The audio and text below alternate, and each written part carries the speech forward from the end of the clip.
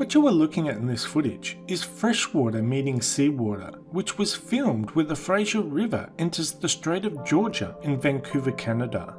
This is where the freshwater of the river, which is full of silt, meets the denser clear blue saltwater of the ocean, making it look like there are two separate bodies of water not mixing.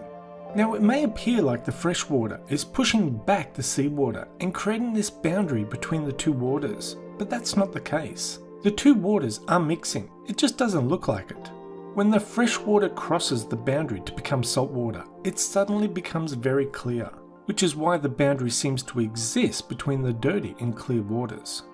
The brown murkiness of the river water is suspended sediments, which are silts and clays carried by the fresh water.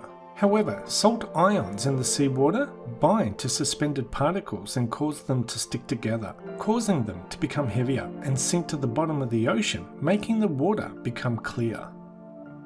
So where it may appear like an impenetrable boundary between two distinct bodies of water, it's actually a very sharply defined mixing zone. The lighter fresh water rises up and over the denser salt water, creating a boundary under the surface, where the particles are binding together and dropping down, forming a sediment layer, and mixing the two waters together. Now I have read many comments on videos like this, and it seems there are a lot of people who view this as a religious event, and there is even a reference in the Quran to an event like this. I myself believe it's simple science, with a simple explanation. The fresh water of Fraser River and the salt waters of the Strait both have different density, temperature, saltiness and different materials in it, causing them not to mix. It's pretty much like how oil and water don't mix. But the waters are absolutely mixing, it just doesn't look like it on the surface.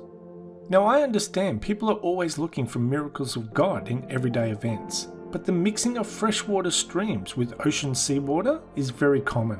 But not all rivers produce this amazing boundary effect as the Fraser River. Anyway, that's the end of this video. Thanks for watching and we'll see you next time. Bye bye.